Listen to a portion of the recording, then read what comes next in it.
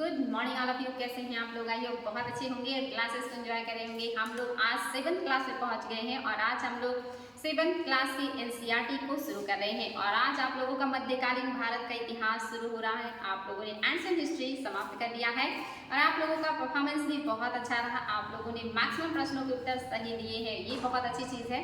अगर आप क्लासेस को अच्छे से देखते हैं तो आप बहुत आसानी से एनसीईआरटी की क्वेश्चन को सॉल्व कर लेंगे।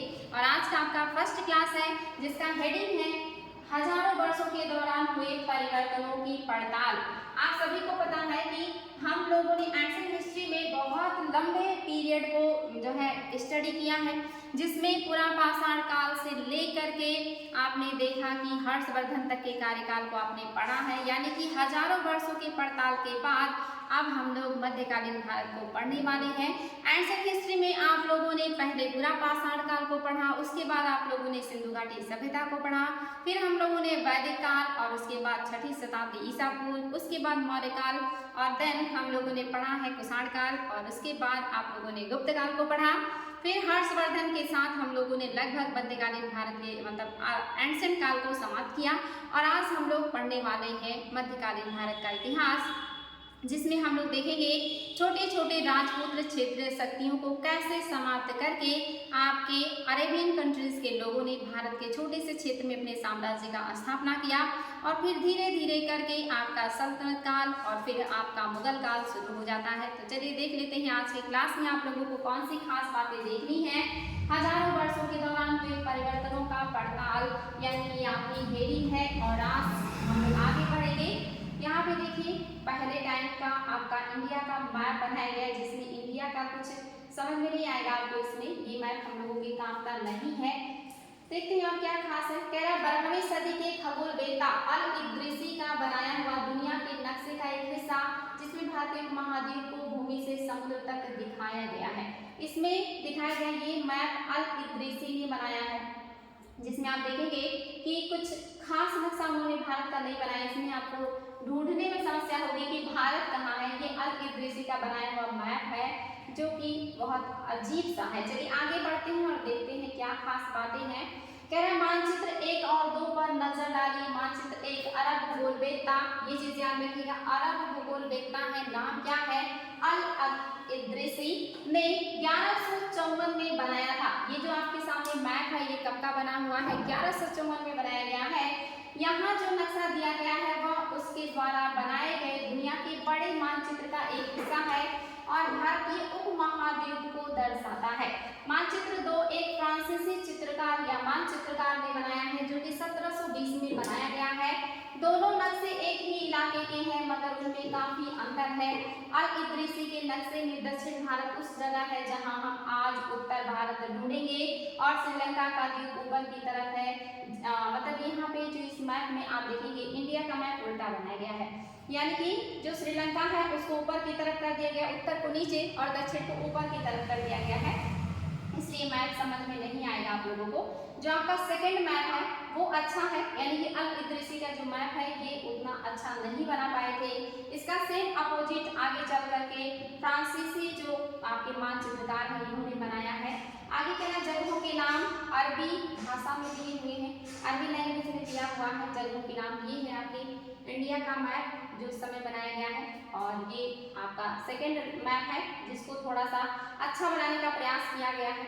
आगे कह रहा है, यानी कि यहाँ पे जो जगह दिए हुए हैं इनके बारे में दिए गए हैं और उनमें कुछ जाने पहचाने नाम भी हैं, जैसे कि उत्तर प्रदेश का कन्नौज मानचित्र 2 पहले मानचित्र के बनाने के अलग 600 वर्ष बाद बनाया गया है।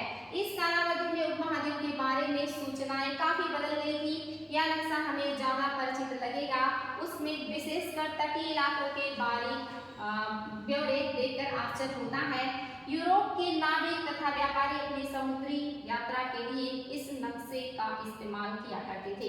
आपके सामने ये सेकंड मैप दिया है जो कि आपका थोड़ा बहुत अच्छा है, यानी कि वर्तमान मैप से मैच करता है, जिसमें आपके जो प्रागैतिक भारत का नक्शा है ये देखिए काफी हद तक अच्छा है। ये आपका सेकंड मैप है जिसका उपयोग करके जो समय के यात्री थे वो यात्रा किया करते थे भारत से यूरोप और यूरोप से भारत। आगे कह रहा है, लेकिन अब भीतरी इलाकों पर नजर डालें, क्या इसमें भी उतने ही ब्यौरे हैं जितने समुद्र तट वाले हिस्से में गंगा के मार्ग को देखें कि इसे किस तरह से दर्शाया गया है। इस मानचित्र में तटीय और भीतरी इलाकों के बीच ब्यौरे और बारीकी का जो अंतर है उसके ख्याल में आप जो उसका कारण क्या है। मतलब यहाँ अंतर पूछ रहा है जो कि कुछ खास बात नहीं है। आज आप लोग 7 क्लास की एनसीईआरटी को पढ़ रहे हैं। 6 क्लास के एनसीईआरटी से थोड़ा हार्ड होगा लेकिन ज़्यादा हार्ड नहीं है। बस सिंपल सी बातें हैं और इनको समझना है हमें। कह रहा है इतनी ही महत्वपूर्ण एक और बात यह है कि दूसरे युग तक मानचित्र अंकन का विज्ञान भी बहुत बदल गया था। इतिहासकार के दस्तावेजों, नक्शों और लेखों का अध्ययन करते हैं तो उनके लिए उन सूचनाओं का संदर्भों का, उनकी भिन्न भिन्न ऐतिहासिक पृष्ठभूमियों का ध्यान रखना जरूरी होता है। यानी कि समय के साथ साथ बहुत कुछ परिवर्तन आया, लोगों का दृष्टिकोण भी बदला और इसके बारे में जब उन्होंने लिखना शुरू किया तो उन्हें इस चीज का ध्यान रखना होता था कि क्या क्या चीजें जो है वो परिवर्तित हुई हैं। आगे कह रहा है नई और पुरानी शब्दावली की मीनिंग भी बदलते हैं। कभी कभी आप देखते हैं एक ही शब्द के कई मीनिंग निकलते हैं तो शब्द के मीनिंग भी वक्त के साथ बदल जाते हैं। यहाँ भी कह रहा है कि अगर समय के साथ साथ सूचनाओं के संदर्भ बदलते हैं तो भाषा और अर्थों के साथ क्या होता है। यानी कि अगर समय के साथ जो सूचना है इनके संदर्भ यानी कि अर्थ बदल जाते हैं, मीनिंग बदल जाते हैं तो भाषा और उसका अर्थ भी बदल जाएगा। ऐतिहासिक अभिलेख कई तरह की भाषाओं में मिलते हैं और ये भाषाएं भी समय के साथ साथ बहुत बदली हैं। उदाहरण के लिए मध्य युग की फारसी, याद रखिएगा मध्य युग की जो फारसी है ये आधुनिक फारसी से अलग है। जो आपकी वर्तमान फारसी है ये मध्यकालीन जो भारत की फारसी भाषा थी उससे डिफरेंट है। जैसे मैंने आप लोगों को एंशिएंट हिस्ट्री में पढ़ाया था कि जो आपकी वैदिक संस्कृत है वो वर्तमान संस्कृत से अलग है। आप वैदिक संस्कृत अगर पढ़ेंगे तो वो पढ़ना आसान नहीं है, काफी क्लिष्ट भाषा का उपयोग किया गया है, जबकि बाद की संस्कृत काफी आसान हो गई थी। ऐसी जो फारसी है ये आपके मध्यकालीन भारत की जो फारसी है ये अलग है। आधुनिक काल का जो फारसी भाषा है ये आपका अलग हो गया था। यह भिन्नता सिर्फ व्याकरण और शब्द भंडार में ही नहीं आई, समय के साथ शब्दों के अर्थ भी बदल जाते हैं। समय के साथ शब्दों के अर्थ भी बदल जाते हैं, बिल्कुल सही है। उदाहरण के लिए हिंदुस्तान शब्द ही लीजिए, आज हम इसे आधुनिक राष्ट्र राज्य जिसे हम कहते हैं भारत के अर्थ में लेते हैं। 13वीं सदी में जब फारसी के इतिहासकार, नाम याद रखिएगा, मिनहाज उस सिराज, यानी कि अगर हम हिंदुस्तान शब्द को ही ले लें तो हिंदुस्तान का वर्तमान मीनिंग जो है ये एक राष्ट्र से निकलता है, एक देश से निकलता है। लेकिन उस समय जब ये हिंदुस्तान शब्द का उपयोग किया गया है आपके मध्यकाल में मिनहाज उस सिराज के द्वारा, उस समय का जो आपका हिंदुस्तान है इसका मतलब है कि दिल्ली साम्राज्य यानी कि दिल्ली के शासक और दिल्ली के आसपास के क्षेत्र को ही सिर्फ हिंदुस्तान कहा जाता था। उसमें आपके पूर्वोत्तर का क्षेत्र, दक्षिण का क्षेत्र शामिल नहीं था। यानी कि उस समय का हिंदुस्तान एक छोटा सा हिंदुस्तान था जो दिल्ली और उसके आसपास के क्षेत्रों को लेकर बना था। लेकिन वर्तमान का जो हिंदुस्तान है ये काफी बड़ा है, इसमें पूरा आपका भारत समाहित हो जाता है। कहना मिनहाज उस सिराज ने हिंदुस्तान शब्द का प्रयोग किया था तो उसका आशय पंजाब, हरियाणा और गंगा यमुना के बीच में स्थित इलाकों से था। उसने इस शब्द का राजनीतिक अर्थ में उन इलाकों के लिए इस्तेमाल किया जो दिल्ली के सुल्तान के अधिकार क्षेत्र में आते थे। सल्तनत के प्रसार के साथ साथ इन शब्दों के अंतर्गत आने वाले क्षेत्र भी बढ़ते गए, लेकिन हिंदुस्तान शब्द में दक्षिण भारत का समावेश कभी नहीं हुआ। मिनहाज उस सिराज का जो हिंदुस्तान है ये दिल्ली सल्तनत के राजा और उनके द्वारा जो साम्राज्य स्थापित किया गया उसी से था। ये साम्राज्य जैसे जैसे बढ़ता गया उनका हिंदुस्तान शब्द का विस्तार भी होता गया, लेकिन उनके इस हिंदुस्तान में दक्षिण भारत कभी समाहित नहीं हो पाया था, जो कि मिनहाज उस सिराज ने उस समय उपयोग में लाया था।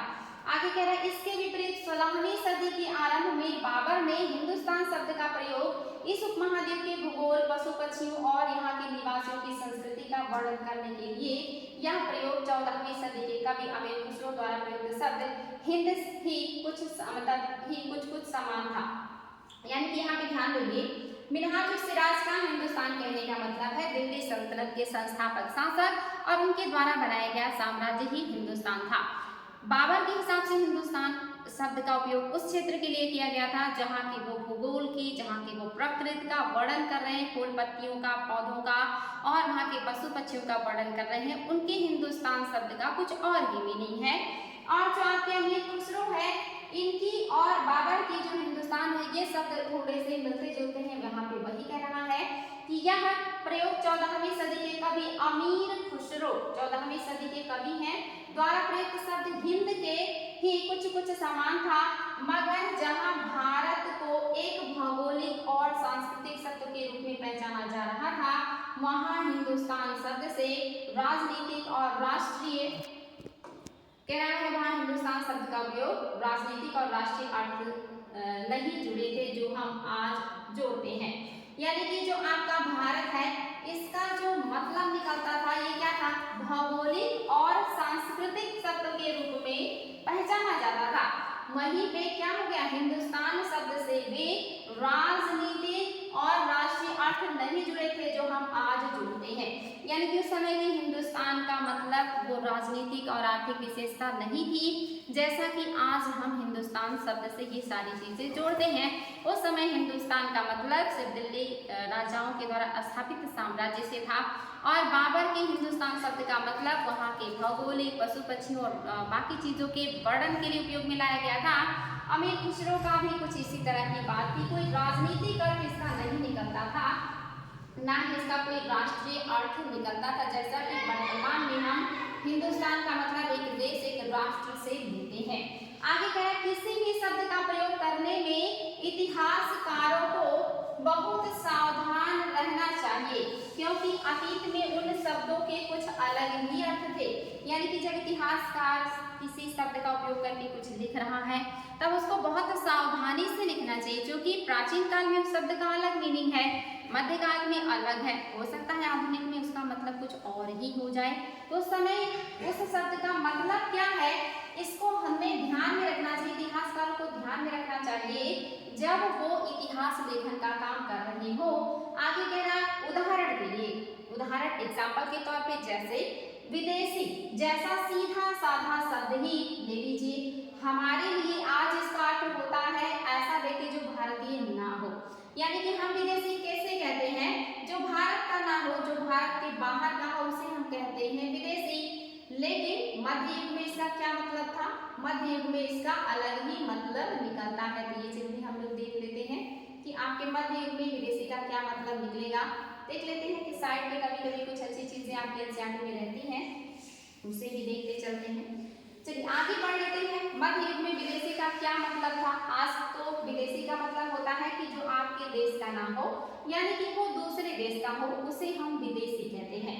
लेकिन वर्तमान में या मध्यकाल में विदेशी का क्या मतलब होता था, तो मध्यकाल में हम विदेशी किसे कहते थे, मध्यकाल में मानो किसी गांव में आने वाला कोई भी अनजान व्यक्ति जो उस समाज या संस्कृति का अंग ना हो, विदेशी कहलाता था। यानी कि जो गांव में अगर कोई बाहर से व्यक्ति आ गया, अगर कोई शहर से गांव में व्यक्ति आ जाता था तो लोग उसे कहते थे कि ये विदेशी है। ये नहीं कहते थे कि ये शहर से आया है या शहर का है। गांव वालों के लिए शहर वाले विदेशी हुआ करते थे। वही कह रहा कि यहाँ पे मध्यकाल में गांव में जो लोग आते थे, अनजान होते थे, उनको गांव वाले विदेशी कहते थे। ऐसे व्यक्ति को हिंदी में परदेशी कहा जाता है, विदेशी को परदेशी कहा जाता है हिंदी में, और फारसी में ऐसे लोगों को अजनबी कहा जाता है जिनके लिए मध्यकाल में विदेशी शब्द का उपयोग किया गया है। उसे हम हिंदी में परदेशी, फारसी में अजनबी कहते हैं। लेकिन वर्तमान का विदेशी यानी कि जो दूसरे देश का हो, लेकिन मध्यकाल में विदेशी जो अनजान हो, जिसे आप नहीं जानते हैं, उसका खान पान ड्रेस पैटर्न अगर अलग है तो गांव वाले उसे विदेशी कहा करते थे मध्यकाल में। आगे देख लीजिए, इसलिए किसी नगरवासी के लिए वनवासी विदेशी होता था। अगर उस समय जो नगर के लोग होते थे उन्हें गांव वाले विदेशी लगते थे, यानी कि शहर में रहने वालों के लिए गांव वाले विदेशी थे और गांव में रहने वालों के लिए शहर वाले विदेशी थे। तो विदेशी शब्द का मीनिंग देखिए कितना छोटा संकुचित था। आगे कह रहा है होता था किंतु एक ही गांव में रहने वाले दो किसान अलग अलग धर्म या जाति परंपराओं से जुड़े होने पर एक दूसरे के लिए विदेशी नहीं थे। लेकिन एक ही गांव में रह रहे हैं दो किसान, अलग जाति के हैं, अलग धर्म के हैं, फिर भी वो एक दूसरे के लिए विदेशी नहीं है। लेकिन अगर कोई व्यक्ति गांव में शहर से आ रहा है या गांव से शहर को जा रहा है तो वहाँ पे गांव वालों के लिए शहर वाले विदेशी हैं और शहर वालों के लिए गांव वाले विदेशी माने जाते थे मध्यकाल में। तो ये चीज समझ में आ गया होगा कि शब्दों का कैसे मतलब बदल गया है। उस समय का अगर विदेशी शब्द लिया जाए तो वर्तमान में अनजान हो जाएगा। आगे कह रहा है इतिहासकार और उनके स्रोत। इतिहासकार और उनके स्रोत क्या हैं? इतिहासकार किस युग का अध्ययन करते हैं और उसकी खोज की प्रकृति क्या है, इसे देखते हुए वे अलग अलग तरह के स्रोतों का सहारा लेते हैं। उदाहरण के लिए पिछले साल आपने गुप्त वंश के शासकों और हर्षवर्धन के बारे में पढ़ा। इस पुस्तक में हम मोटे तौर पर 700 से 1750 ईस्वी तक लगभग 1000 वर्षों के बारे में पढ़ेंगे। यानी कि मध्यकालीन भारत का इतिहास जो है ये हम 700 से लेकर के मोटा 1750 तक का जो टाइम पीरियड है इसके बारे में स्टडी करने वाले हैं। और ये लगभग 1000 वर्ष का टाइम पीरियड है जिसकी स्टडी हम इस किताब में यानी कि मध्यकालीन भारत के इतिहास में या क्लास 7 में पढ़ने वाले हैं। इस काल के अध्ययन के लिए इतिहासकार जिन स्रोतों का प्रयोग करते हैं उनमें आपको बहुत सी बातें ऐसी मिलेंगी जो पिछले युगों से वैसी ही चली आ रही हैं। इतिहासकार इस काल के बारे में सूचना इकट्ठी करने के लिए अभी भी सिक्कों, शिलालेखों, स्थापत्य जिसमें भवन निर्माण कला है तथा लिखित सामग्री पर निर्भर करते हैं। पर कुछ बातें पहले से काफी भिन्न भी है। इस युग में प्रमाणिक लिखित सामग्री की संख्या और विविधता आश्चर्यजनक रूप से बढ़ गई।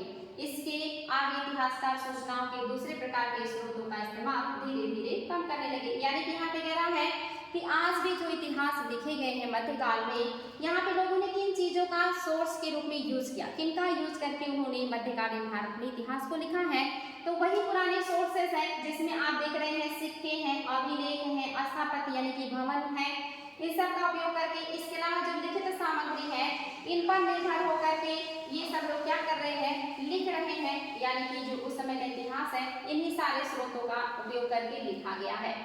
कागज का मूल्य, आप सभी को पता है कागज का आविष्कार चाइना ने किया और मध्यकालीन भारत में कागज का बड़े पैमाने पे यूज होने लगा था। इन दो प्रसंगों की तुलना कीजिए। 13वीं सदी के मध्य में एक विद्वान को एक पुस्तक की प्रतिलिपि की जरूरत पड़ी। उसके पास उतना कागज नहीं था इसलिए उसने एक ऐसी पांडुलिपि को धो डाला जिसकी उसे जरूरत नहीं थी और उसके कागज को सुखाकर इसका इस्तेमाल कर लिया। दूसरा कह रहा है एक सदी बाद अगर आप बाजार से कोई खाद्य पदार्थ खरीदते हो तो हो सकता है कि आपकी किस्मत अच्छी होती और दुकानदार वह वस्तु कागज में लपेट देता। यानी कि आपकी बहुत सारी पांडुलिपियां या बहुत सारी ऐसी आवश्यक चीजें नष्ट हो जाती हैं और उसमें देखिए दो रीजन बता रहा है। एक तो बता रहा है कि एक व्यक्ति है जिसे कुछ लिखना है, उसके पास कागज नहीं है इसलिए उसने पहले से लिखी हुई एक पांडुलिपि को इसलिए धो दिया, इसलिए मिटा दिया क्योंकि उसे कागज की जरूरत थी। उसने इसे मिटा करके सुखा करके लिखने में यूज कर लिया। यानी कि उस पर लिखी हुई जो बातें थी वो क्या हो गई, हमारे लिए समाप्त हो गई, हम उसे प्राप्त नहीं कर सकते। दूसरा आपने देखा होगा कि बहुत सारे खाने पीने की चीजें हमें बाजार से लोग क्या करते हैं, अभी तो पॉलीथीन का बहुत ज्यादा प्रचलन हो गया लेकिन पहले के टाइम में लोग कागज में ही खाने पीने की चीजों को लपेट करके या फोल्ड करके दे दिया करते थे। तो ऐसे में भी बहुत सारी चीजों का जो जिसका महत्व लोग नहीं समझते थे वो बर्बाद हो जाया करती थी। तो ये चीजें याद रखेंगे।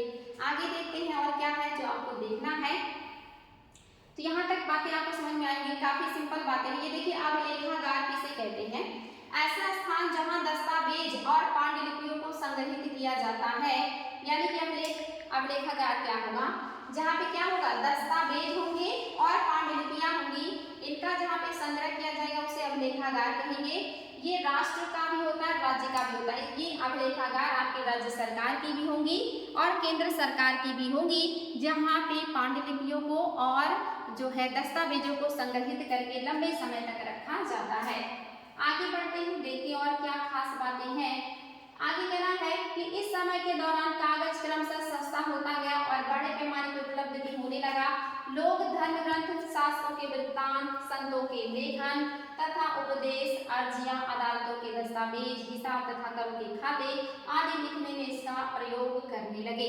यानी कि कागज का प्रयोग कहाँ कहाँ होने लगा था मध्यकालीन भारत में, जो कि आविष्कार हो चुका है। तो कागज अब लोगों के लिए सस्ता हो गया है और अब कागज का बड़े पैमाने पर उपयोग होने लगा। और कहाँ कहाँ पे हो रहा है, तो यहाँ पे सस्ता होने की वजह से बड़े पैमाने पे उपयोग हुआ धर्म ग्रंथों के लिए, धर्म ग्रंथ लिखने में, शास्त्रों के वृत्तांत लिखने में, जो उन्होंने युद्ध लड़े, जो उन्होंने कार्य किए, संतों के लेखन भी इसी पे होने लगे, उपदेश भी लिखे जाने लगे, अर्जियां लिखी जाने लगी, अदालतों के दस्तावेज भी कागजों पे बनने लगे, हिसाब और तथा करों के खाते आदि सब कागज पे लिखे जाने लगे। यानी कि कागज का हर जगह बड़े पैमाने पे यूज शुरू हो गया था। आगे कह रहा है, धनी व्यक्ति, शासक जन मठ तथा मंदिर पांडुलिपियां एकत्र किया करते थे।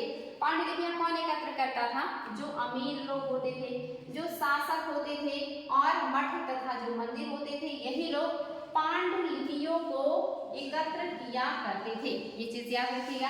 आगे कह रहा है, इन पांडुलिपियों को पूरा पुस्तकालयों तथा अभिलेखागारों में रखा जाता था।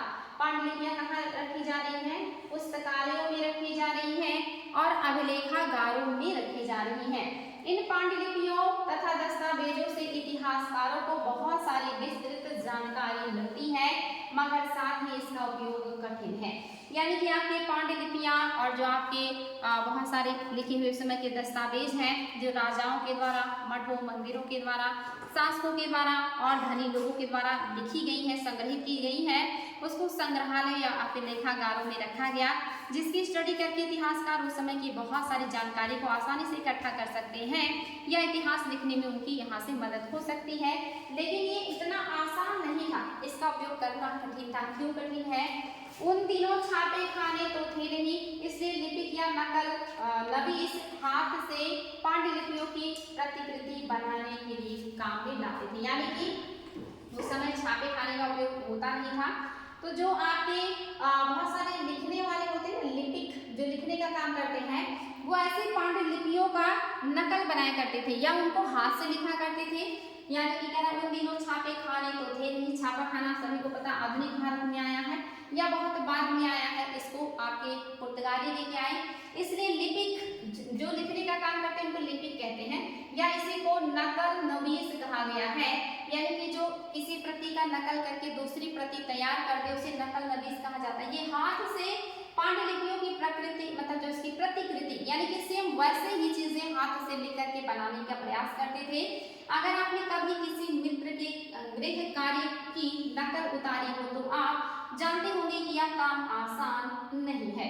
यानी कि अगर कोई दोस्त है आपका, आप किसी दिन स्कूल नहीं गए और आपको होमवर्क या वो काम पूरा करना चाहते हैं जो टीचर ने क्लास में दिया था, तो आप क्या करेंगे? अपने दोस्त से कॉपी मांगेंगे और उसकी लिखी हुई चीज़ों को उतारने का प्रयास करेंगे अपनी कॉपी में। लेकिन अगर आपका दोस्त पढ़ने में अच्छा नहीं या उसकी हैंडराइटिंग बहुत अच्छी नहीं है, तो कभी कभी आपको जो शब्द हैं उसे अनुमान लगा के ही उसका नकल उतारना होगा।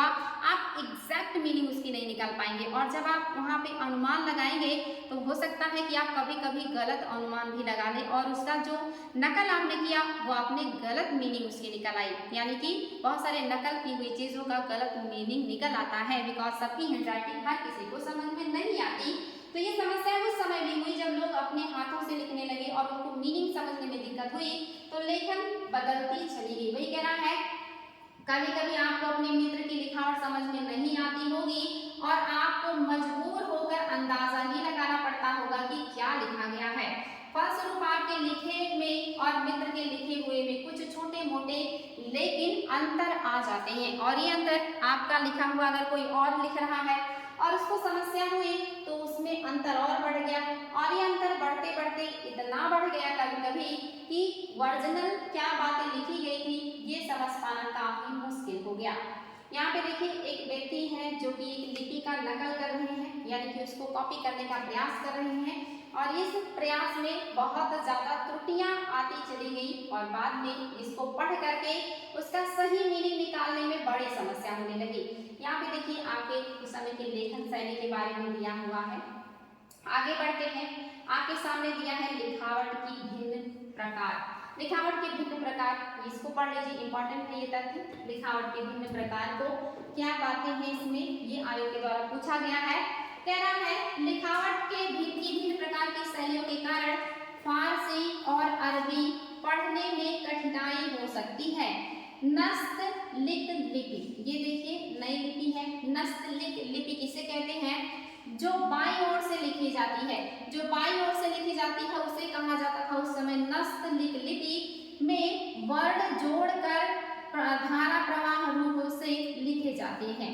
यानी कि जो आपकी नस्तलिक लिपि है ये बाईं ओर से लिखी जाती है, शब्दों को जोड़ करके वाक्य बनाने का प्रयास किया जाता है और एक धारा प्रवाह, एक फ्लुएंसी में बातों को लिखा जाता है, तो इसको पढ़ना आपके लिए थोड़ा आसान होगा। आगे कह रहा है कि फारसी अरबी के जानकारों के लिए इस लिपि को पढ़ना आसान होता है। शिकस्त लिपि दूसरी एक लिपि है जिसे शिकस्त लिपि कहा जाता था। इसकी क्या विशेषता है, नस्त लिपि तो आपने देख लिया, धारा प्रवाह होगा, शब्दों को जोड़कर लिखा जाएगा, बाएं से लिखा जाएगा, बाएं से दाएं। लेकिन एक दूसरी लिपि देख लीजिए जिसका नाम है शिकस्त लिपि, ये दाएं ओर से लिखी जाती है, यानी कि दाएं से बाएं लिखी जाती है। अधिक सघन, संक्षिप्त और कठिन है, यानी कि बहुत ज्यादा घना लिखा गया है। संक्षिप्त मतलब बड़ी बातों को छोटे में लिखने का प्रयास किया गया है और थोड़ा सा क्लिष्ट लिखा गया है जिसको समझना मुश्किल होता था। तो ये आयोग के द्वारा पूछा गया कि नस्त लिपि जो है, नस्तलिक लिपि, ये बाएं से दाएं लिखा जाता है या दाएं से बाएं, तो याद रखिएगा नस्तलिक लिपि जो है ये बाएं से दाएं लिखा जाता है, शिकस्त लिपि जो है ये आपका दाएं से बाएं लिखा जाता है। ये इंपॉर्टेंट पॉइंट है, इसको ध्यान दीजिएगा। देखिए लिपियां बदल जाती हैं अगर, तो पढ़ना कितना मुश्किल हो जाता है। लिपि और लिखावट ये भी काफी महत्वपूर्ण रोल अदा करते हैं किसी चीज को पढ़ के समझने में। अगर चीजें आसान होती हैं, धारा में होती हैं और कनेक्ट होती हैं तो आसानी से व्यक्ति समझ जाता है, लेकिन अगर वो संक्षिप्त हो, क्लिष्ट हो तो उसको समझना बहुत मुश्किल होता है। आगे बढ़ते हैं और देखिए और क्या बातें हैं जो आपको जाननी है। महत्वपूर्ण अंतर आ जाते होंगे, यानी कि लिपियां बदल गई तो महत्वपूर्ण अंतर आ गए। पांडुलिपि की प्रतिलिपि बनाने में भी कुछ यही होता है। प्रतिलिपियां बनते हुए लिपिक छोटे मोटे फेर बदल करते चलते थे। कभी कोई शब्द, कहीं कोई वाक्य, यानी कि ये जो कॉपी करते रहते थे लोग प्रतियों की, ये कभी कभी शब्द बदल देते थे और कभी कभी वाक्य बदल देते हैं, और शब्द बदलने से, वाक्य बदलने से बातों का मीनिंग ही बदल जाता है, अर्थ बदल जाता है, जो कि समस्याएं क्रिएट करेगा। आगे कह रहा है सदी दर सदी प्रतिलिपियों की भी प्रतिलिपियां बनती रही, और ये सालों मतलब सदी दर सदी यानी कि कई 100 सालों तक ये प्रतिलिपियां बनती रही। एक प्रतिलिपि की दूसरी, दूसरी की तीसरी, और यानी कि बहुत सारी प्रतिलिपियां बनती चली गई, बदलाव होते चले गए, और इस तरह से आप देखेंगे अंततः एक ही मूल ग्रंथ की भिन्न भिन्न प्रतिलिपियां एक दूसरे से बहुत अलग हो गई। और एक जो मूल प्रतिलिपि थी जिसका नकल लोगों ने किया, उसी के बहुत सारे मीनिंग निकल के सामने आ गए, क्योंकि जितने लोगों ने उसकी नकल की, शब्द वाक्य बदलते चले गए और उसकी बहुत सारे मीनिंग निकलते चले गए। तो इस तरह से देखिए कितना मुश्किल है अगर उस समय की आपके पास प्रतिलिपि हो और आपको पढ़ करके समझना हो, तो आपको बहुत सारी प्रतिलिपियों को इकट्ठा करना पड़ेगा, सबको पढ़ना पड़ेगा, और फिर जाकर के आप किसी निष्कर्ष पे पहुंचेंगे, जो कि काफी मुश्किल काम हुआ था। एक तो प्रतिलिपियां मिलती नहीं, ऊपर से मिलने पर उनका स्टडी करना और फिर सही सेंस निकालना भी अपने आप में काफी मुश्किल काम होता है। जैसे वर्तमान में जब आप स्टडी करते हैं और आपको अपनी किसी एक मतलब पॉइंट के बारे में जब आपको अच्छी जानकारी जाननी होती है या अच्छी चीज़ें आप कलेक्ट करना चाहते हैं, तो आपको कई सारी किताबों को स्टडी करना होता है, तब जा करके आप उस विषय पर या उस टॉपिक पे कुछ बेहतर समझ डेवलप कर पाते हैं या कुछ लिख पाते हैं। तो हमें कई किताबें इसीलिए पढ़नी पड़ती हैं क्योंकि सभी किताबों को अलग अलग तरीक़ों से लिखा गया होता है, अलग अलग उसके मीनिंग होते हैं या उसमें अलग अलग तरह के तथ्य दिए होते हैं, जिसकी वजह से हमें काफ़ी समस्या होती है। और जब हम कई किताबें पढ़ लेते हैं तब जाकर के हम एक बेहतर उत्तर या एक बेहतर मीनिंग निकाल पाते हैं। और ये समस्याएं हमारे इतिहासकारों को भी होती थी, बिकॉज उस समय प्रतिलिपियों की प्रतिलिपियां बनती चली गई, वाक्य और शब्द बदलते चले गए, जिसकी वजह से मीनिंग निकालना काफ़ी मुश्किल हो गया था। आगे कह रहा है इससे बड़ी गंभीर समस्या उत्पन्न हो गई, क्योंकि आज हमें लेखक की मूल पांडुलिपि शायद ही ही मिलती है, हमें बाद के लेखकों द्वारा बनाए गए प्रतिलिपियों पर ही पूरी तरह निर्भर रहना पड़ता है। इसलिए इस बात का अंदाजा लगाने के लिए कि मूलतः लेखक ने क्या लिखा था, इतिहासकारों को एक ही ग्रंथ की विभिन्न प्रतिलिपियों को पढ़ना पड़ता था। यानी कि बहुत ज़्यादा समस्या शुरू हो गई यहाँ पे, क्योंकि यहाँ पे बहुत सारी प्रतिलिपियाँ बनाने से जो मूल प्रतिलिपि थी या जो मूल था वो मिलता ही नहीं, उसकी बहुत सारी प्रतिलिपियाँ मिल जाती हैं और बहुत सारे मतलब जो प्रतिलिपियाँ हैं उनका मीनिंग निकालने के लिए हमें कई प्रतिलिपियों को स्टडी करनी पड़ती थी। वो यहाँ पे कह रहा है, कई बार लेखक स्वयं भी समय समय पर अपने मूल वृत्तांत में संशोधन करते रहते थे। 14वीं शताब्दी के इतिहासकार जियाउद्दीन बर्नी ने अपना वृत्तांत पहली बार 1356 में और दूसरी बार इसके 2 वर्ष बाद लिखा था। दोनों में अंतर है, लेकिन 1971 तक इतिहासकारों को पहली बार वाले वृत्तांत की जानकारी भी नहीं थी या पुस्तकालयों के विशाल संग्रहों में कहीं दबा पड़ा था। यानी कि कभी कभी एक लेखक के द्वारा लिखी गई बातों में ही समय के साथ अंतर हो जाता है। जैसे यहाँ पे एक लेखक का नाम लिया है, इतिहासकार है जिनका नाम है बर्नी।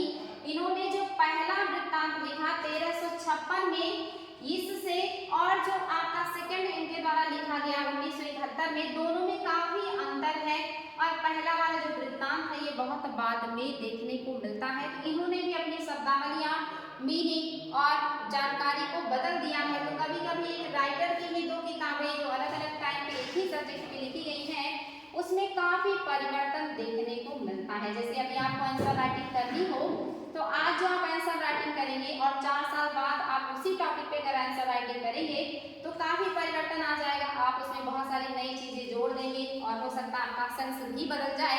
तो लंबे समय के बाद अगर उसी टॉपिक पे कुछ लिख रहे हैं तो निश्चित ही परिवर्तन तो आएगा ही। आगे कह रहे हैं नए सामाजिक और राजनीतिक समूह। नए सामाजिक और राजनीतिक समूह में क्या बदलाव है? सन 700 से और 1750 से 1000 वर्षों का अध्ययन इतिहासकारों के आगे भारी चुनौती रखता है।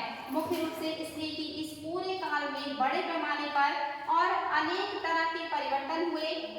इस काल में अलग अलग समय पर नई प्रौद्योगिकी के दर्शन होते हैं, जैसे सिंचाई में रहट, कटाई में चरखे और युद्ध में आग्नेयास्त्र। यानी कि परिवर्तन काफी आया है और हर क्षेत्र में आया है। सामाजिक क्षेत्र में भी आया है, राजनीतिक क्षेत्र में भी आया है। क्योंकि टाइम पीरियड काफी लंबा है, 1000 वर्षों का टाइम पीरियड है, तो निश्चित ही परिवर्तन आएगा ही। जैसे देख लीजिए, सिंचाई के क्षेत्र में रहट का इस्तेमाल होने लगा। पहले लोग हाथ से, कुएं से, नहर से या कहीं की तालाब से सिंचाई करते थे, अब उन्होंने कृत्रिम विधि से रहट का निर्माण कर लिया सिंचाई करने के लिए। कताई के लिए चरखे का निर्माण कर लिया, जिससे कताई आसानी से होने लगा, तेज होने लगा, तेजी से धागा बनने लगा और कपड़े की बुनाई होने लगी। तो ये भी नया आविष्कार हुआ। युद्ध के क्षेत्र में आग्नेयास्त्रों का आविष्कार हो गया, जिसमें बारूद वाले हथियार आ गए, बारूद का इस्तेमाल शुरू हो गया। ये भी एक नया प्रौद्योगिकी है, नई टेक्नोलॉजी का आविष्कार हो चुका था। का इस्तेमाल इस उपमहाद्वीप में नई तरह का खान पान भी आया। यानी कि इतने सारे इस्तेमाल जो नई तरह के हैं, इसके साथ साथ खाने पीने की चीज़ों में भी परिवर्तन आया। नई नई चीज़ें हमारे खाने पीने के जो है एक तरीके से कहे कि स्वभाव में शामिल हो गया। जैसे क्या क्या चीज़ें आई? आलू, इसके पहले आलू का उपयोग हम नहीं करते थे। मक्का भी हमारे यहाँ उत्पादन नहीं होता था। मिर्च भी भारत में नहीं था। चाय और कॉफी भी भारत की फसल नहीं है। ये सारे विदेशियों के द्वारा लाए गए फसल हैं। खास करके पुर्तगालियों का इसमें बड़ा योगदान है। यानी कि आपके खाने पीने की चीज़ों में भी परिवर्तन आया है। उसमें आलू शामिल हो गया है, मिर्च शामिल हो गया है, मक्का और चाय, कहवा, ये सारी चीज़ें शामिल हो चुकी हैं जो पहले हमारे खाद्यान्नों में शामिल नहीं थे या पेय पदार्थ में हम इसे नहीं लेते थे। तो ये परिवर्तन देखिए आपके खाने पीने की जिंदगी में भी आया है, कृषि में भी आया है, उद्योग में भी आया है, युद्ध के क्षेत्र में भी आया है। यानी कि सभी क्षेत्रों में काफी परिवर्तन देखने को मिल रहा है। कह रहा है कि ये सब क्या है? तमाम परिवर्तन है। नई प्रौद्योगिकियां और फसलें उन लोगों के साथ आए जो नए विचार, यानी कि हमारे यहाँ नए नए जो विदेशी आ रहे हैं, नए नए विचार ला रहे हैं, नए नए परिणाम जिनके आने से आ रहे हैं, उनकी वजह से हमारे यहाँ बहुत सारा परिवर्तन आ रहा है। राजनीति में भी, कृषि में भी, खाद्यान्न में भी, हर क्षेत्र में जो है परिवर्तन देखने को मिल रहा है। कह रहा परिणाम स्वरूप यह काल आर्थिक दृष्टिकोण से भी परिवर्तन का काल है, परिवर्तन आया है। राजनीतिक दृष्टिकोण से भी बदलाव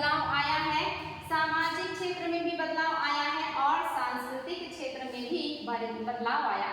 यानी कि मध्यकालीन भारत में आर्थिक, सामाजिक, राजनीतिक, सांस्कृतिक सभी क्षेत्रों में परिवर्तन देखने को मिल रहा है, क्योंकि हमारे यहाँ नए नए प्रकार के लोगों का आगमन हो रहा है, नई नई टेक्नोलॉजी का आविष्कार हो रहा है, इसीलिए सभी क्षेत्रों में परिवर्तन आपको देखने को मिलेगा। आगे कह रहा है कि अध्याय 5, 6, 7 में आप इनमें से कुछ के बारे में जानेंगे। इनमें से कुछ के बारे में हम डिटेल में आगे के अध्यायों में पढ़ेंगे। इस युग में लोगों की गतिशीलता, एक स्थान से दूसरे स्थान पर आना जाना भी बहुत बढ़ गया। इस काल में लोगों की गतिशीलता भी बहुत ज्यादा बढ़ गई, लोग एक स्थान से दूसरे स्थान आने जाने लगे थे। कह रहा कि अवसर की तलाश में लोगों के झुंड दूर दूर की यात्राएं करने लगे। इस उपमहाद्वीप में अपार संपदा और अपना भाग्य गढ़ने के लिए अपार संभावनाएं मौजूद थी। इस काल में जिन समुदायों का देखिए यहाँ पे दिया हुआ है, समय के पढ़िए का उपयोग करके किस तरह से सिंचाई वगैरह में परिवर्तन लाया गया था। महत्व बढ़ा, उनमें से एक समुदाय था राजपूत। इस समय नए नए समुदायों का महत्व बढ़ रहा है, जिसमें से एक नया समुदाय है जिसे कहा गया है राजपूत। और राजपूत का मतलब क्या होता है? राजपूत का मतलब होता है राजपुत्र, अर्थात राजा का पुत्र से निकलता है। 8वीं से 14वीं सदी के मध्य यह नाम आमतौर पर योद्धाओं के उस समूह के लिए प्रयुक्त होता था जो क्षत्रिय वर्ण के होने का दावा करते थे। यानी कि जो ये राजपूत शब्द है ये आपके शुरुआती मध्यकाल में बहुत ज्यादा देखने को मिलता है। जो त्रिपक्षीय संघर्ष हुआ था कन्नौज के लिए, जिसमें राष्ट्रकूट, गुर्जर, प्रतिहार और पाल शामिल हुए थे, इन तीनों के आपस में युद्ध करने की वजह से तीनों बड़े साम्राज्य उस समय नष्ट हो गए और उसके बाद स्थानीय स्तर पर बहुत सारे राजपूत राजवंशों का उदय हुआ। आपके राजस्थान में भी राजपूत वंश आए, गुजरात में भी, मालवा में भी, आपके बंगाल में भी, यूपी में भी, सब जगह छोटे छोटे राजपूत राजवंशों का उदय हुआ, जिसका मतलब है राजा का पुत्र, जो अपने आप को क्षत्रिय वर्ण से जोड़ने का काम कर रहे हैं। आगे कह रहा है कि राजपूत शब्द के अंतर्गत केवल राजा और सामंत वर्ग ही नहीं बल्कि सेनापति, सैनिक भी आते थे, जो पूरे उपमहाद्वीप में अलग अलग शासकों की सेनाओं में सेवारत थे। यानी कि युद्ध करने का जो काम है वो क्षत्रिय वर्ण को दिया गया है और ये ज्यादातर जो युद्ध करने का काम कर रहे हैं उसमें सेना वगैरह सब लोग अपने आप को राजपूत ही कह रहे हैं। कवि और चारण, ये देखिए कवि और चारण क्या है, इनको चारण घाट भी कहा जाता है। ये जो चारण और घाट है ये ज्यादातर राजस्थान में देखने को मिलते हैं। तो कवि और चारण राजपूतों की आचार संहिता, प्रबल पराक्रम और स्वामी भक्ति का गुणगान करते थे। ये देखिए ये लोग क्या कर रहे हैं, अपने स्वामी के जो मतलब उनकी मतलब वीरता होती है, उनके द्वारा किए गए काम है, उनको बढ़ा चढ़ा करके उसके गुणगान करने का काम कौन कर रहे हैं? कवि और चारण कर रहे हैं, जो कि राजपूत राजा उनके अंडर में या संरक्षण में ये लोग रहते थे और ये उनके लिए गुणगान करते थे, अच्छी अच्छी कविताएं लिखते थे, वीर गाथाओं के ऊपर रचनाएं लिखते थे, जो काफी बढ़ा चढ़ा के लिखी जाती थी। आगे कह रहा है इस युग में राजनीतिक दृष्टि से महत्व हासिल करने के अवसरों का लाभ मराठा, सिख, जाट, अहोम और कायस्थ ने उठाया, आदि समूह ने उठाया है। यानी कि इस समय जो राजनीतिक दृष्टि से महत्वपूर्ण जातियां हुई, इसमें कौन कौन सी आ गई हैं?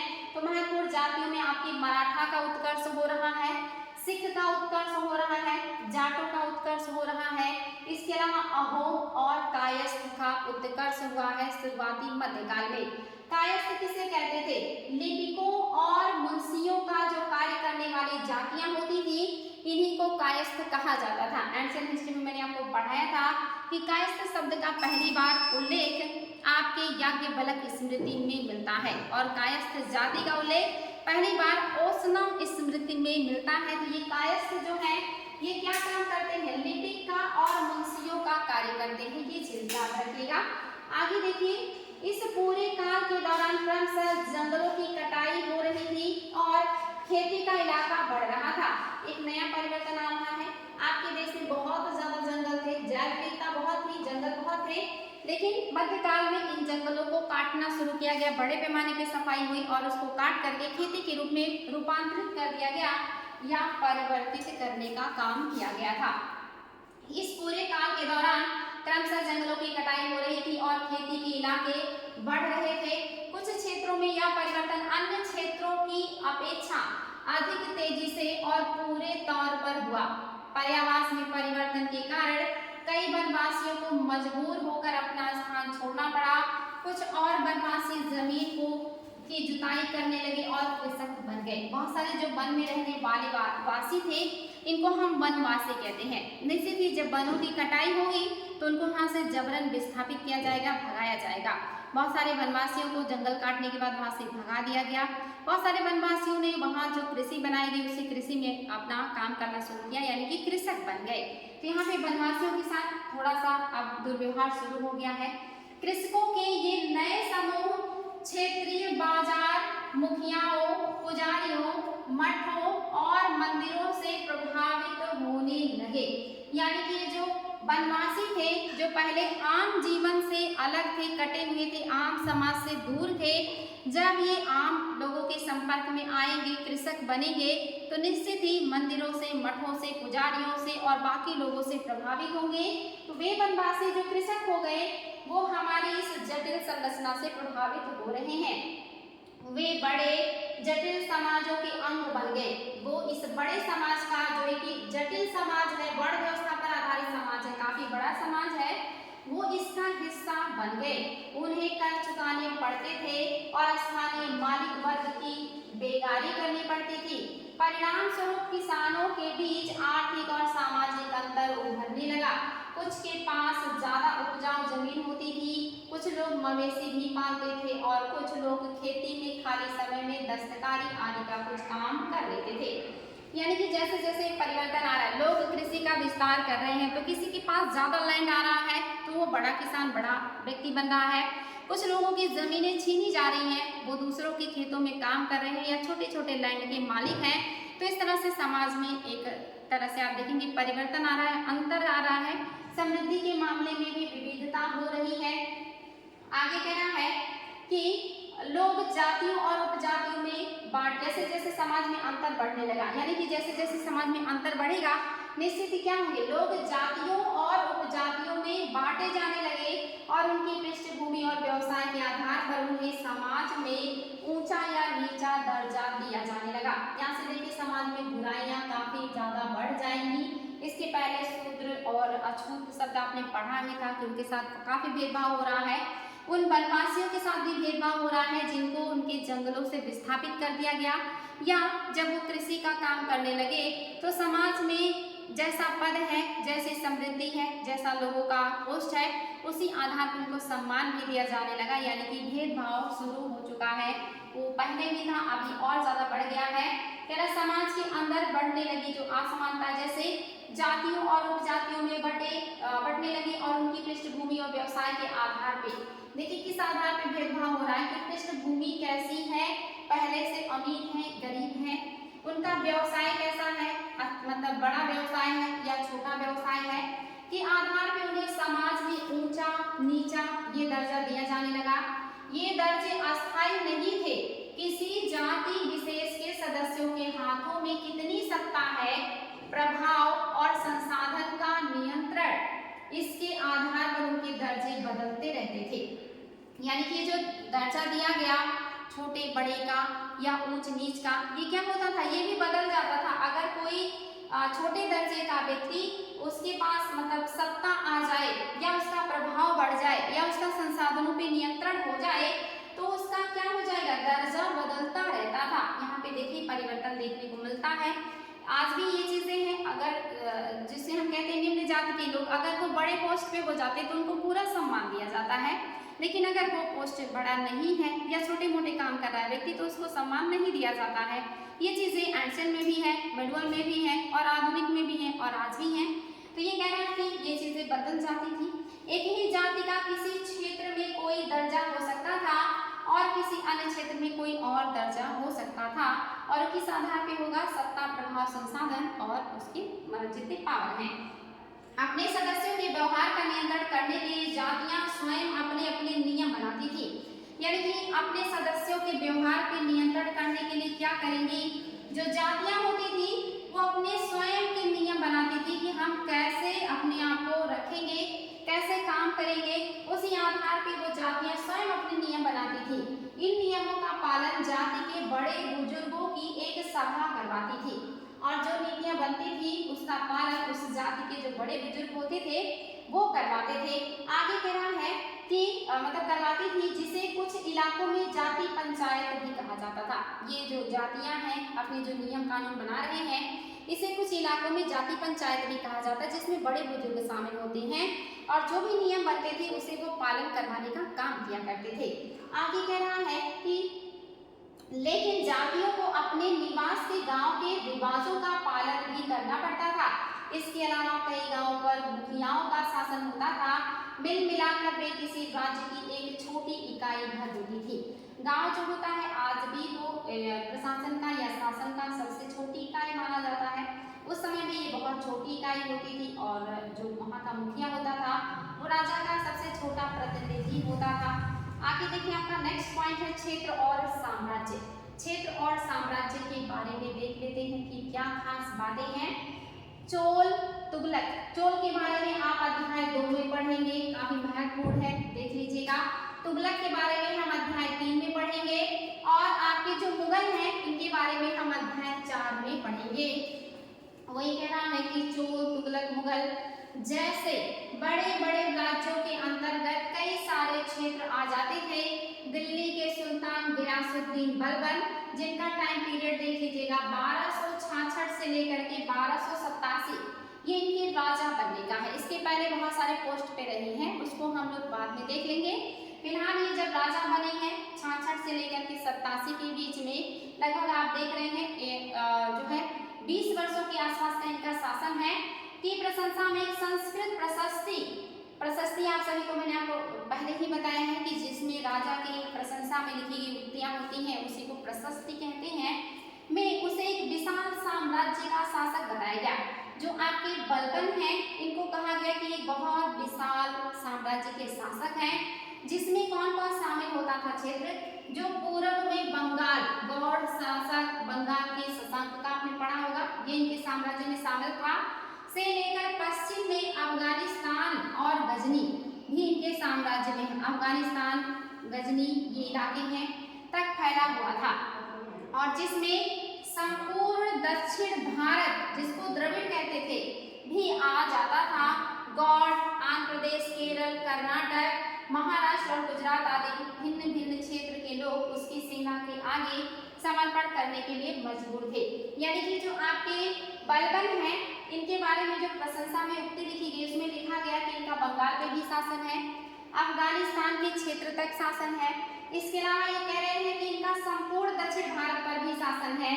इनका गौड़, आंध्र प्रदेश, केरल, कर्नाटक, महाराष्ट्र, गुजरात आदि विभिन्न क्षेत्रों में भी इनके जो सैनिक हैं ये एक तरीके से कि अपना प्रभुत्व स्थापित कर पाने में सक्षम है। आगे देख लेते हैं और क्या बातें हैं।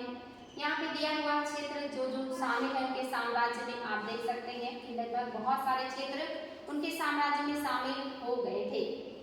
आगे और क्या खास बातें, पलायन कर जाते थे, यानी कि उनकी सेना के सामने अच्छे अच्छे राजा जो है वो भाग खड़े होते थे, टिकते नहीं थे। इतिहासकार विजय अभियान के इन दावों का अतिशयोक्तिपूर्ण मानते हैं। जो इतिहासकार हैं वो इन विजय अभियानों को अतिशयोक्तिपूर्ण मान रहे हैं। वो कह रहे हैं ये संभव ही नहीं है, ये बढ़ा चढ़ा के लिखा गया है। साथ ही वे यह समझने की कोशिश में भी लगे रहते हैं कि शासक लोग इस उपमहाद्वीप के भिन्न भिन्न भाग पर अपने अधिकार का उल्लेख क्यों करते रहते हैं। यानी कि ये राजा के बारे में जो बातें लिखी गई हैं ये क्यों लिखी जा रही है, वो ये समझने का प्रयास भी कर रहे हैं। भाषा तथा क्षेत्र। सन 1318 में कवि अमीर खुसरो ने इस बात पर गौर किया था कि इस देश के हर क्षेत्र की एक अलग भाषा है। सिंधी, लाहौरी, कश्मीरी, द्वार समुद्री, इसको दक्षिण कर्नाटक में उपयोग किया जाता था। तेलंगानी जो आंध्र प्रदेश में उपयोग होता है, गुजरी जो कि गुजरात में उपयोग होता था, माहवारी तमिलनाडु में ऐसी भाषा का यूज होता है, गौड़ी आपके बंगाल में है, अवधी पूर्वी उत्तर प्रदेश में और हिंदवी दिल्ली के आसपास के क्षेत्र में बोली जाती है। ये अलग अलग क्षेत्रों में अलग अलग भाषा उस समय जो यूज होता था उसके बारे में अमीर खुसरो ने लिखा है। अमीर खुसरो ने आगे बतलाया कि इन भाषाओं के विपरीत एक भाषा संस्कृत भी है, जो किसी विशेष क्षेत्र की भाषा नहीं है या एक प्राचीन भाषा है जिसे केवल ब्राह्मण जानते हैं, आम जनता इसको नहीं जानती है। संस्कृत आप सभी को पता है कि पढ़ने का अधिकार, पढ़ाने का अधिकार ब्राह्मणों का है। क्षत्रियों को पढ़ने का अधिकार था, लेकिन उन्हें ज्यादातर अस्त्र शस्त्र का ज्ञान दिया जाता था। वैश्यों को ज्यादातर उत्पादन का ज्ञान दिया जाता था। तो संस्कृत का शुद्ध जो नॉलेज है वो ब्राह्मण ही रखते थे, और रीजन भी था, धार्मिक ग्रंथों का ज्ञाता वही होते थे, श्लोक वगैरह का उच्चारण वही करना जानते थे, और शुद्ध उच्चारण हो इसीलिए उनको महत्व दिया जाता था। तो निश्चित ही संस्कृत भाषा का उन्हीं को ज्ञान है। अमीर खुसरो ऐसा कह रहे हैं। अमीर खुसरो द्वारा उल्लिखित भाषाओं की एक सूची बनाइए और एक सूची उन भाषाओं के नामों को बनाइए जो उनके द्वारा उल्लिखित क्षेत्रों में आज बोली जाती हैं। ये सब चीजें आप लोग आराम से लिख सकते हैं, कोई दिक्कत नहीं है। आगे बढ़ते हैं। सन 700 तक कई क्षेत्रों के अपने अपने भौगोलिक आयाम तय हो चुके थे और उनकी अपनी भाषा तथा सांस्कृतिक विशेषताएं स्पष्ट हो गई थी। अध्याय 9 में आपको इनके बारे में और अधिक जानकारी मिलेगी। ये क्षेत्र विशेष शासक राजवंशों से भी जुड़ गए थे। इन राज्यों के बीच काफी टकराहट चलती रहती थी। कभी कभी चोल, खिलजी, तुगलक और मुगल जैसे राजवंश अनेक क्षेत्रों में फैला एक विशाल साम्राज्य भी खड़ा कर लेते थे। यानी कि यहाँ पे भी देखिए साम्राज्य विस्तार का काम जारी है। कभी चोलों का साम्राज्य विस्तार होगा, तो कभी मुगलों का होगा, कभी सल्तनत का होगा। तो ये काम भी मध्यकाल में चल रहा है। आगे कह रहा है कि ये सभी साम्राज्य समान रूप से स्थिर या सफल नहीं हो पाते थे। उदाहरण के लिए अध्याय 3 और अध्याय 4 की तालिका 1 की तुलना कीजिए। खिलजी और मुगल वंश के शासन कितनी अवधि तक चले थे, इसको हम लोग आगे देखेंगे। खिलजी वंश का शासन कितने टाइम पीरियड का है? हालांकि पूरा 30 वर्ष का ही टाइम पीरियड है आपके खिलजी का, और इसी में 3 महत्वपूर्ण जो शासक हैं वो शासन करते हैं, और खिलजियों का सबसे कम टाइम पीरियड का शासन होता है सल्तनत काल में। आगे कहना है 18वीं सदी में मुगल वंश पतन के ढलान पर था, फलस्वरूप क्षेत्रीय राज्य फिर से उभरने लगे। ये मैंने आपको बताया था कि जब एक बड़ी शक्ति या साम्राज्य का पतन होता है तो छोटी छोटी क्षेत्रीय शक्तियों का विकास हो जाता है। जैसे जब त्रिपक्षीय संघर्ष के बाद राष्ट्रकूट, गुर्जर, प्रतिहार और पाल जो 3 बड़े साम्राज्य थे वो समाप्त हो गए, तो छोटे छोटे बहुत सारे राजपूत क्षेत्रीय शक्तियों का विकास हो गया, और फिर इन राजपूतों को समाप्त करके आपके सल्तनत काल के शासकों ने बड़े साम्राज्य की स्थापना की, और इस साम्राज्य को और ज्यादा आगे बढ़ाया मुगलों ने। और मुगलों के पतन के बाद फिर से छोटी छोटी क्षेत्रीय शक्तियों का उद्भव होगा, और उनको समाप्त करके फिर आपके अंग्रेजों का साम्राज्य आएगा, जो हम आधुनिक भारत में पढ़ेंगे। फिलहाल यहाँ कह रहा है कि जो आपके साम्राज्य है, जब इनका मतलब जब समाप्ति होती है, मुगल का पतन होता है, तो फलस्वरूप छोटी छोटी क्षेत्रीय शक्तियों का फिर से उभरने लगते हैं, उभरना शुरू हो जाता है। लेकिन वर्षों से जो सर्व क्षेत्रीय साम्राज्यों का शासन चल रहा था, उससे क्षेत्रों की प्रकृति बदल गई थी।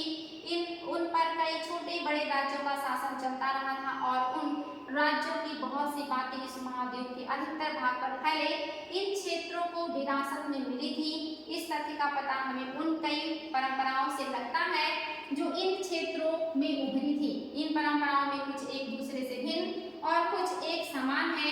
ऐसी परंपराएं हमें प्रशासन, अर्थव्यवस्था के प्रबंधन, उच्च संस्कृति तथा भाषा के संदर्भ में आपको देखने को मिलेगा।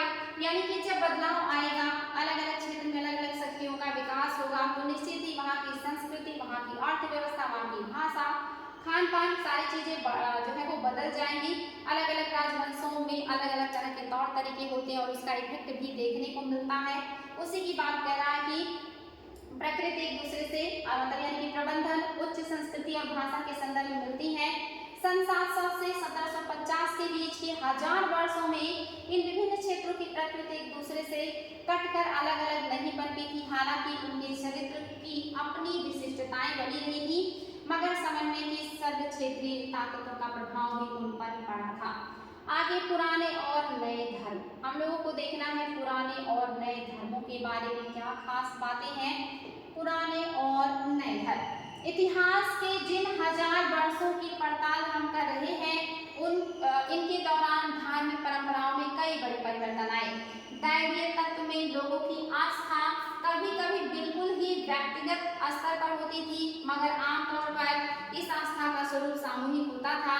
किसी दैविक दैविक तत्व में सामूहिक आस्था यानी धर्म प्रायः स्थानीय समुदायों के सामाजिक और आर्थिक संगठन से संबंधित होती थी। जैसे जैसे इस समुदाय का सामाजिक संसार बदलता गया वैसे ही इनकी आस्थाओं में भी परिवर्तन आता गया। यानी कि आपके धार्मिक चीजों में भी परिवर्तन देखने को मिलती है। आपने देखा था वैदिक काल में कुछ और देवता है, मौर्य काल में कुछ और देवताएं, गुप्तोत्तर काल में फिर नए नए देवता आए। तो जैसे जैसे समय बदला, फिर भक्ति काल में आपने देखा कि पूजा पाठ करने का दूसरा तरीका हो गया। तो ये परिवर्तन भी देखने को मिल रहा है। धर्म और जाति पूजा करने के तरीके, भगवान सब में परिवर्तन देखने को मिल रहा है। आज हम जिसे हिंदू धर्म कहते हैं उसमें भी इसी युग में महत्वपूर्ण बदलाव आए। इन परिवर्तनों में से कुछ थे नए देवी देवताओं की पूजा, राजाओं द्वारा मंदिरों का निर्माण और समाज में पुरोहित के रूप में ब्राह्मणों का बढ़ता महत्व और बढ़ती सत्ता आदि। यानी कि आप देखेंगे इस युग में धर्म के क्षेत्र में महत्वपूर्ण परिवर्तन आया है, जिसे हम हिंदू धर्म कहते हैं। इसमें भी बहुत ज्यादा परिवर्तन देखने को मिला है। कह रहा है कि उसके भी ऐसे युग में महत्वपूर्ण बदलाव आए हैं। इन परिवर्तनों में कुछ नए देवी देवताओं की पूजा भी शुरू हो गई थी। आपने देखा दुर्गा, विष्णु और जो आपके नए नए देवता हैं, इनका पूजा बहुत बाद में शुरू हुआ है और बड़े पैमाने पे होने लगा था। राजाओं ने बड़े पैमाने पे मंदिरों का निर्माण करना शुरू किया। समाज में जो पुरोहित हैं, जिनको ब्राह्मण कहा जाता है, इनकी सत्ता और भी ज्यादा बढ़ गई। इनका जो महत्व है वो समाज में और भी ज्यादा बढ़ता चला गया। संस्कृत ग्रंथों के ज्ञान के कारण समाज में ब्राह्मणों का बड़ा आदर होता था, क्योंकि संस्कृत ग्रंथ जो हैं, यानी कि जितने महत्वपूर्ण ग्रंथ हैं वो सारे संस्कृत में लिखे गए थे। संस्कृत का ज्ञान ब्राह्मण को था और इसी वजह से इनका महत्व बढ़ रहा है, क्योंकि इन्हें वैदिक या संस्कृत ग्रंथों का ज्ञान है और इसलिए इनको आदर ज्यादा दिया जा रहा है। इनके संरक्षक थे नए नए शासक, जो मतलब स्वयं प्रतिष्ठान की चाह में थे। इस शासकों का समर्थन होने के कारण समाज में इनका दबदबा और भी ज्यादा बढ़ गया। और ये जो पंडित हैं, जो ब्राह्मण हैं, इनको कौन संरक्षण दे रहे हैं? राजा संरक्षण दे रहे हैं, क्योंकि वो बड़े बड़े अनुष्ठान करवाते हैं, मंदिर बनवाते हैं, जिसमें संस्कृत श्लोकों का उच्चारण किया जाता है और ये उच्चारण ब्राह्मण करते हैं। इसीलिए ब्राह्मणों को संरक्षण मिल रहा, राजाओं का बड़े पैमाने पे इनको दान दक्षिणा मिल रहा है, जिसकी वजह से इनका प्रभाव और भी ज्यादा बढ़ गया था। आगे कह रहा है इस युग में एक महत्वपूर्ण परिवर्तन भक्ति की अवधारणा के रूप में आया। इस युग में एक और परिवर्तन आया भक्ति की अवधारणा के रूप में। इसमें ईश्वर की कल्पना एक ऐसे प्रेमल इष्ट देवी देवता के रूप में की गई थी, जिस तक पुजारी के विशद कर्मकांड के बिना ही भक्त स्वयं पहुंच सकते थे। इस विषय में और साथ ही दूसरी परंपराओं के बारे में आपको अध्याय 8 में जानकारी मिलेगा। यानी कि मध्यकाल में भक्ति परंपरा का विकास भी हो चुका है, जिसमें किसी ब्राह्मण, किसी पुरोहित की जरूरत नहीं है। जो भी सच्चे मन से ईश्वर की पूजा करना चाहे, अर्चना करना चाहे, वो कर सकता है। तो एक नया जो है परिवर्तन भी देखने को मिल रहा है, जिसमें ब्राह्मणों का प्रभुत्व कहीं न कहीं समाप्त होता दिखाई दे रहा है, जिसे कहा गया भक्ति परंपरा। आगे कहना है यही वह युग था जिसमें इस उपमहाद्वीप में नए नए धर्मों का भी आगमन हुआ। कुरान शरीफ का संदेश भारत में पहले पहल 7वीं सदी में व्यापारियों और अप्रवासियों के जरिए पहुंचा। मुसलमान कुरान शरीफ को अपना धर्मशास्त्र मानते हैं, केवल एक ही ईश्वर अल्लाह की सत्ता को स्वीकार करते हैं। यानी कि मध्यकाल में ही भारत में नए नए धर्मों का आगमन भी हो रहा है और इस नए धर्म में एक धर्म है आपका इस्लाम, जिसका आगमन हो रहा है। और किसके द्वारा हो रहा है? देखिए शुरुआत में इस्लाम किसके द्वारा भारत में लाया गया, ये चीज याद रखिएगा। व्यापारियों के द्वारा लाया जा रहा है। जो अरेबियन कंट्रीज के व्यापारी हैं, जो भारत से व्यापार कर रहे हैं, वही इस धर्म का प्रचार भी कर रहे हैं। साथ ही अप्रवासी यानी कि जो बाहर से प्रवास करके भारत में आए हैं, ये सारे लोग भारत में इस्लाम धर्म को लेकर के आ रहे हैं। तो शुरुआती दौर में इन्हीं को क्रेडिट दिया जाता है भारत में इस्लाम धर्म के प्रचार प्रसार का। आगे कह रहा है ये एक ईश्वर को मानते हैं, एक धर्म ग्रंथ है इनका, और ईश्वर अल्लाह की सत्ता को स्वीकार करते हैं, जिसका प्रेम, करुणा और उदारता अपने में आस्था रखने वाले हर व्यक्ति को गले लगाता है, चाहे उस व्यक्ति की सामाजिक पृष्ठभूमि कुछ भी रही हो। यानी कि यहाँ पे कहा गया कि जो इस्लाम धर्म में अल्लाह को मानते हैं अल्लाह हर व्यक्ति को गले लगाता है, चाहे वो किसी भी पृष्ठभूमि का हो, वो छोटा बड़ा अमीर गरीब या जाति धर्म नहीं देखता है। कई शासक इस्लाम और इसके विद्वान धर्म शास्त्रियों और अन्य शास्त्रियों अर्थात उलेमा को संरक्षण देते थे।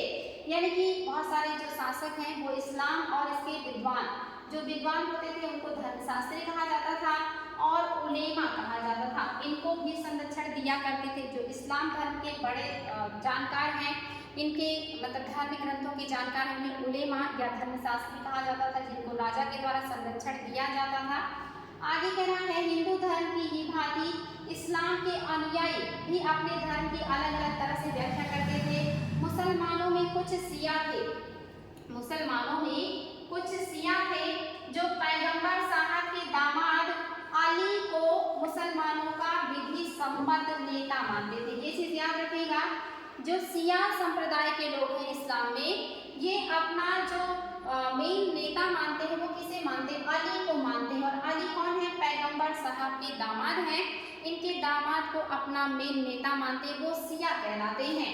आगे कह रहा है और कुछ सुन्नी थे, और कुछ जो इस्लाम धर्म को मानने वाले लोग हैं वो सुन्नी संप्रदाय के हैं, जो खलीफाओं के प्रभुत्व को स्वीकार करते हैं। यानी कि जो आपके जो मतलब पैगंबर साहब हैं, इन्हीं के जो खानदान के लोग आगे चल के पैगंबर के रूप में हुए, इनको जो अपना नेता मानते हैं वो सुन्नी कहलाते हैं, और जो उनके दामाद को अपना नेता मानते हैं वो शिया कहलाते हैं। आगे कह रहा है इस्लाम के आरंभिक दौर में इस धर्म का नेतृत्व करने वाले खलीफा कहलाते थे, और आगे भी इनकी परंपरा चलती रही। शुरुआती दौर में इस्लाम का जो नेतृत्व कर रहे हैं ये खलीफा कहलाए, और ये परंपरा आधुनिक काल तक आपको देखने को मिलेगा कि खलीफा ही धर्म गुरु माने जाते थे। इस्लामी न्याय सिद्धांत की विभिन्न परंपराओं में भी कई महत्वपूर्ण अंतर रहते हैं। इसमें देखिए क्या है, न्याय सिद्धांत में विशेषकर भारत में हनफी और सफी, ये दो एक तरीके से कहिए कि इस्लामी न्याय सिद्धांत है। एक हनफी है और दूसरा सफी है, जो भारत में देखने को मिलता है। ऐसे ही धर्म सिद्धांत या तथा रहस्यवादी विचारों को लेकर विभिन्नताएं देखने को मिलती हैं। यानी कि इस्लाम में भी दो संप्रदाय हैं, और उनमें भी थोड़ा बहुत देखिए परंपराओं को लेकर के भिन्नता देखने को मिलती है। आगे नेक्स्ट पॉइंट है समय और इतिहास के कालखंडों पर विचार। समय और इतिहास के कालखंडों पर विचार। इतिहासकार समय को केवल घड़ी या कैलेंडर की तरह नहीं देखते, यानी कि केवल घंटों, दिनों या वर्षों के बीतने के रूप में नहीं देखते हैं। उनका नजरिया यह है कि समय सामाजिक और आर्थिक संगठन में आने वाले परिवर्तनों को झलकाता है। यानी कि इतिहास लेखक जो है, जो इतिहासकार है, उनके हिसाब से समय वो नहीं है कि कितने दिन, कितने घंटे और कितने वर्ष बीत गए। उनके हिसाब से समय वो है जो परिवर्तन लेकर के आ रहा है। यानी कि प्राचीन काल क्या है, उस समय की संस्कृति, उस समय की राजनीति, उस समय की अर्थव्यवस्था के हिसाब से ही कहते हैं।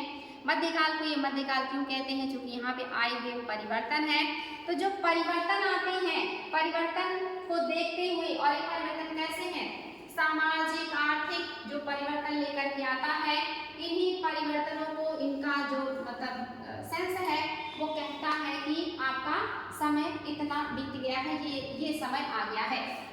यह दिखलाता है कि विचारों और विश्वासों में कितना अस्थायित्व रहता है और कितना परिवर्तन आया है। यदि अतीत को समान विशेषता रखने वाले कुछ बड़े बड़े हिस्सों, युगों व कालों में बांट दिया जाए तो समय का अध्ययन कुछ आसान हो जाता है। यानी कि जो आपका बीता हुआ कल है, जब आप इसे कुछ विशेष प्रकार के कालखंडों में, युगों में बांट देते हैं तो अध्ययन करना आसान हो जाता है। यानी कि बीते हुए कल को, जैसे इतिहासकार क्या कहते हैं, प्राचीन काल या कहिए प्राचीन भारत का इतिहास, उसको बांटते हैं ताकि उसको पढ़ना, उसको समझना, उसको समझाना आसान हो जाए। उसके बाद के समय को वो कहते हैं कि मध्यकालीन भारत का इतिहास है, क्योंकि यहाँ पे राजनीति, अर्थव्यवस्था, समाज में और लोगों के खान पान, रहन सहन, विचारों में काफ़ी परिवर्तन आया है, इसीलिए इसको वो मध्यकाल का भारत का इतिहास कहते हैं। और जहाँ से विदेशियों का एक तरीके से प्रभुत्व बढ़ने लगता है, उसको आधुनिक भारत का इतिहास कह देते हैं। अन्यथा अगर देखा जाए तो आप आज जहाँ खड़े हैं, यहाँ से पहले जितना भी समय बीता वो सब अतीत है। लेकिन इस इतने लंबे टाइम पीरियड को आपको किसी को एक्सप्लेन करना हो तो आप वो नहीं कर पाएंगे। लेकिन अगर आप उसे 3 भागों में बांट दे रहे हैं मोटा मोटा, तो आप बता सकते हैं कि एंशिएंट काल की राजनीति कैसी थी, समाज कैसा था, अर्थव्यवस्था कैसी थी, संस्कृति कैसी थी, मध्यकाल में क्या परिवर्तन आए थे, कौन कौन शासन किया, क्या महत्वपूर्ण बदलाव आए, आधुनिक काल हम कब से कब तक को लेते हैं। इस तरह से अब तक के बीते हुए समय को अतीत बोलकर अध्ययन करना काफ़ी मुश्किल है। लेकिन अगर उसे कालखंडों में बांट के पढ़ लें या समझ लें या समझाएं तो आसान हो जाता है। तो इतिहासकारों के लिए समय वही है जहाँ से परिवर्तन एक नया देखने को मिला है।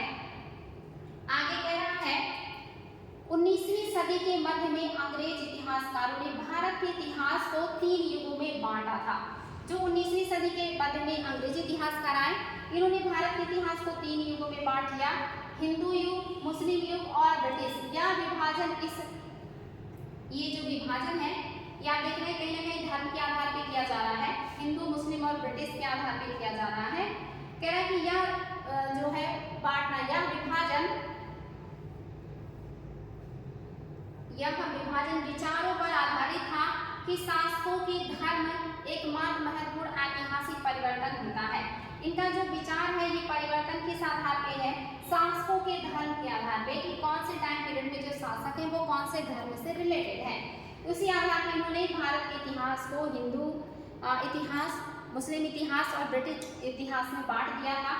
आगे कह रहा है कि शासकों के धर्म एकमात्र महत्वपूर्ण ऐतिहासिक परिवर्तन होता है और अर्थव्यवस्था, समाज और संस्कृति में और कोई भी महत्वपूर्ण बदलाव नहीं आता। इस दृष्टिकोण में इस उपमहाद्वीप को अपार विविधता की भी उपेक्षा हो जाती है। अगर आप इस दृष्टिकोण से इतिहास को बांट रहे हैं कि आपका हिंदू काल, मुस्लिम काल और ब्रिटिश काल, तो इस हिसाब से कहीं ना कहीं इस महाद्वीप में जो परिवर्तन आ रहा है सामाजिक, राजनीतिक, आर्थिक और सांस्कृतिक, आप उसकी उपेक्षा कर रहे हैं, आप उसको इग्नोर कर रहे हैं और आप सिर्फ धर्म को आधार बना करके इतिहास को 3 भागों में बांट रहे हैं, जो कि न्याय संगत नहीं है या तर्क संगत नहीं है। कह रहा है इस काल विभाजन को आज बहुत कम इतिहासकार ही स्वीकार करते हैं। अधिकतर इतिहासकार आर्थिक तथा सामाजिक कारकों के आधार पर ही अतीत के विभिन्न कालखंडों की विशेषता तय करते हैं। पिछले साल आपने इतिहास पढ़े थे, उसमें प्राचीन समाज के कई प्रकारों का समावेश था, जैसे शिकारी, संग्राहक, प्रारंभिक दौर के कृषक कर्मी, शहर और गांव के निवासी और प्रारंभिक दौर के राज्य साम्राज्य। यानी कि हमने इसके पहले 6th क्लास की एनसीईआरटी समाप्त की है। उसमें हमने पढ़ा कि कैसे मानव ग्रामीण निवासी हुआ, कैसे शहर का डेवलपमेंट हुआ, कैसे राजनीति में परिवर्तन आए, कैसे राजा के मायने बदले, किस तरह से सामाजिक, आर्थिक, राजनीतिक, सांस्कृतिक परिदृश्य बदल गया था। ये हमने एंशिएंट काल में पढ़ा। तो हम वहाँ हर परिप्रेक्ष्य को लेकर के पढ़ रहे हैं, सभी बिंदुओं को ध्यान दे रहे हैं और इसी तरह से चीजें होनी चाहिए। आगे कह रहा है कि आपके मध्यकालीन इतिहास, मतलब हमने देखा कि आपने जो इतिहास पढ़े हैं वो प्राचीन समाजों के कई प्रकार के समावेश थे, जैसे कृषक, मतलब शिकारी भी है, संग्राहक भी है, प्रारंभिक दौर के कृषक कर्मी है, शहरों और गांव के निवासी, प्रारंभिक दौर के राज्य और साम्राज्य। इस साल आप जो इतिहास पढ़ेंगे उसे प्राय मध्यकालीन इतिहास कहा जाता है। यानी कि इस साल यानी कि 2007 की जो एनसीईआरटी पढ़ रहे हैं आप, इसका जो इतिहास है ये मध्यकालीन भारत का इतिहास है। इसके पहले हमने एंशिएंट को पढ़ा है। इसमें आपको कृषक समाजों के विस्तार, क्षेत्रीय और सामाजिक राज्यों के उदय, कभी कभी तो ग्रामवासियों और वनवासियों की कीमत पर प्रधान धर्मों के रूप में हिंदू धर्म, इस्लाम धर्म के विकास और यूरोप से व्यापारी कंपनियों के आगमन के बारे में और विस्तार से जानकारी मिलेगी। यानी कि आप मध्यकाल में क्या क्या पढ़ने वाले हैं। इसमें आप कृषकों के समाज में किस तरह से विस्तार हुआ, किस तरह से कृषि बढ़ी, किस तरह से कृषकों की संख्या बढ़ी, ये पढ़ेंगे। दूसरा आप क्या पढ़ेंगे, क्षेत्रीय और साम्राज्यिक राज्यों के उदय, किस तरह से क्षेत्रीय शक्तियों का उदय हो रहा है, किस तरह से साम्राज्य विस्तार हो रहा है। साथ ही आप कभी कभी ग्रामवासियों के बारे में और वनवासियों के बारे में भी पढ़ेंगे कि उनकी क्या महत्व है समाज में। इसके अलावा प्रधान धर्मों के, जैसे हिंदू है उसमें प्रधान धर्म, इसके बारे में भी पढ़ेंगे, इस्लाम धर्म के बारे में भी पढ़ेंगे और यूरोपीय कंपनियों के आगमन के बारे में भी कुछ विस्तार से जानकारी आपको मध्यकालीन भारत के इतिहास में देखने को मिलेगा। आगे भारत के इतिहास से ये 1000 साल अनेक बदलावों के साक्षी रहे हैं। आखिर 16वीं और 18वीं शताब्दियां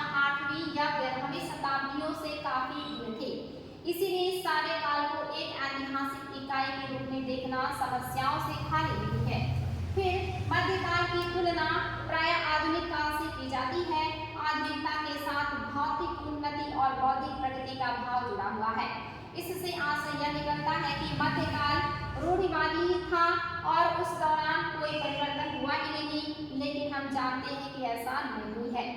अगर हम इस तरह से काल को बांटे कि हिंदू काल, मुस्लिम काल, फिर ब्रिटिश काल, इसका मतलब तो ये हुआ कि हिंदू काल में अलग तरह का समाज था और मध्यकाल में अलग तरह का समाज था, कोई परिवर्तन नहीं आया, रूढ़िवादी समाज था। लेकिन ऐसा नहीं है, परिवर्तन आया है, सभी क्षेत्र में आया है। कृषकों के जीवन में भी, पशुपालकों के जीवन में भी, आप देख रहे हैं राजा की साम्राज्य विस्तार में भी, धर्मों के विकास में भी और ईश्वर की पूजा में भी हर तरह का परिवर्तन सभी काल में देखने को मिला है। कोई ऐसा क्षेत्र नहीं है जिसमें परिवर्तन ना आया हो। तो आप जो है इसका विभाजन धर्म के आधार पे नहीं कर सकते। आगे कह रहा है, इन हजार वर्षों के दौरान इस उपमहाद्वीप के समाजों में प्रायः परिवर्तन आते रहे और कई क्षेत्रों की अर्थव्यवस्था तो इतनी समृद्ध हो गई थी कि उसने यूरोप की व्यापारिक कंपनियों को भी आकर्षित करना आरंभ कर दिया। यानी कि मध्यकाल में कई क्षेत्रों में तो इतनी ज़्यादा समृद्धि आ गई, इतना ज़्यादा बढ़िया उत्पादन होने लगा, इतना अच्छा वाणिज्य हो गया कि विदेशी व्यापारी आकर्षित होने लगे इस क्षेत्र की तरफ, जैसे कि बंगाल। तो यहाँ पे देखिए परिवर्तन कितना बढ़िया आया है। इस पुस्तक को पढ़ते समय आप परिवर्तन के चिन्हों तथा यहाँ सक्रिय ऐतिहासिक प्रक्रियाओं पर ध्यान देते चले और जब भी संभव हो इस पुस्तक में आप जो पढ़ रहे हैं उसकी तुलना आप पिछले वर्ष पढ़ी हुई बातों से करने की कोशिश करें। जहां भी संभव हो यह देखें कि कहां बदलाव हुए हैं और कहां नहीं हुए, और आज आपने आसपास की दुनिया पर नजर डालकर भी यह देखें कि और भी क्या कुछ बदलाव आपके हुए हैं। यानी कि जब भी आपको समय मिले तो आप देखिए कि एंशिएंट काल में जो आपने समाज देखा था, जो राजनीति देखी थी, जो अर्थव्यवस्था देखा था, जो धर्म देखे थे, जो सारी व्यवस्थाएं थी उसमें, और आपके मध्यकाल के भारत के इतिहास में जो परिवर्तन है, क्या परिवर्तन आए हैं, किस तरह के परिवर्तन आए हैं, कितना परिवर्तन आया है। इतना ही नहीं, आपके मध्यकाल में जो परिवर्तन आया है और जो आधुनिक में है, जो आप फेस कर रहे हैं, इनके बीच भी कंपेयर करें कि आज मध्यकाल से हमें क्या चीजें हैं जो अलग देखने को मिलती हैं या क्या बदलाव आया है। तो अगर आप इस तरह से कंपेयर करेंगे, विचार करेंगे, तो आपको चीजें बहुत आसानी से याद भी हो जाएंगी और आपको रटना नहीं पड़ेगा और आप बहुत आसानी से बता सकते हैं कि एंशिएंट काल की सामाजिक जिंदगी कैसी है, अर्थव्यवस्था कैसा है, राजनीति कैसा है, मध्यकाल में ये चीजें किस तरह से बदली और क्या परिदृश्य डेवलप हुआ, आधुनिक काल में क्या परिवर्तन आया। पीछे दोनों को कालों को अगर आप मतलब कंपेयर करें तो आधुनिक काल में क्या परिवर्तन आया, या जो वर्तमान की जिंदगी है ये पीछे जो बीती हुई इतिहास है उससे किस तरह बदल गया है। अगर आप ये चीजें करते हैं तो बहुत आसान होगा आपके लिए और आपका दिमाग भी डेवलप होगा। अब बारी आई आपके प्रश्नों की। आज के चैप्टर को जो आपने पढ़ा काफी कुछ बदलाव देखने को आपको मिला।